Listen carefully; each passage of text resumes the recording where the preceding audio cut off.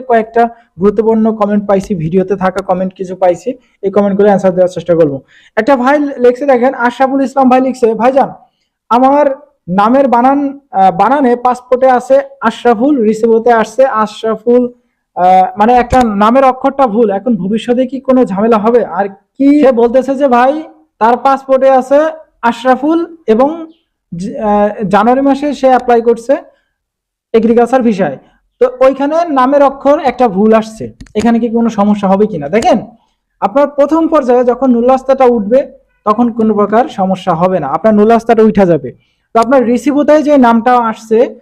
পাসপোর্টের যে নামটা ছিল রিসিভোতায় আরেকটা নাম আসছে,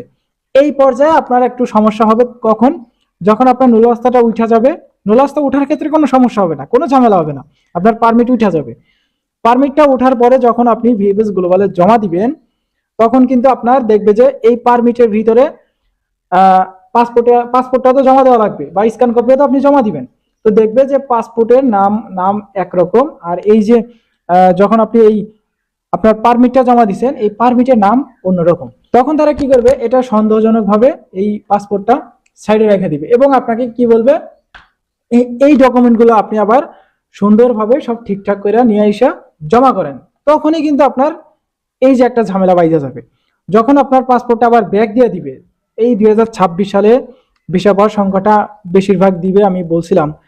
প্রথম থেকে আমি বলছিলাম যে 2026 সালে যারা অ্যাপ্লাই করতেছেন তারা 100% ভিসা পাওয়ার সম্ভাবনা আছে।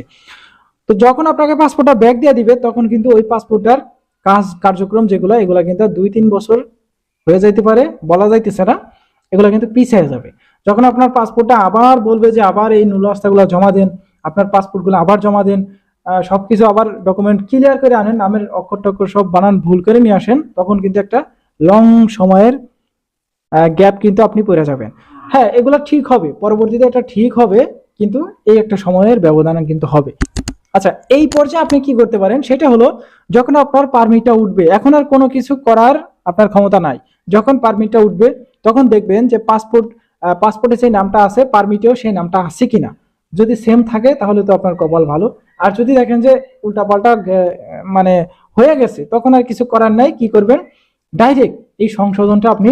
যেখান থেকে আপনার স্পিড আইডি দিয়ে তুলতেছেন, যে মালিক দিয়ে করাইতেছেন, যেই উকিল দিয়ে করাইতেছেন, যার মাধ্যমে আপনি করাইতেছেন তাকে ডাইরেক্ট ধরবেন, ধরার পরে বলবেন যে আমার এই নামের অক্ষরটা যা আছে সবকিছু আবার ঠিক কইরা প্রিফাইল কইরা আমাকে দেন, আমি ভিএফএস গ্লোবাল জমা করব, তখন আর সমস্যার সমাধান হয়ে যাবে, আর সমস্যা হবে না। এখন প্রশ্ন করতে পারেন যে ভাই যদি আমি এই যে নুল্লাস্তর উঠার পরে যে ঠিক করি তাহলে কি হবে? 100% হবে, কোনো প্রকার ঝামেলা হবে না, এগুলা সব ঠিকঠাক করা যায়, হয়তো বা কিছু টাকা পয়সা খাওয়ানো লাগতে পারে। তো যাই হোক, এই ছিল কিন্তু ভিএফএস গ্লোবাল আপনাদের ভিডিওতে থাকা কিছু গুরুত্বপূর্ণ কমেন্ট, তাছাড়া কোনো আপডেট আপাতত আজকের মতো নাই। এই ছিল আজকের ভিডিও, দেখা হচ্ছে নেক্সট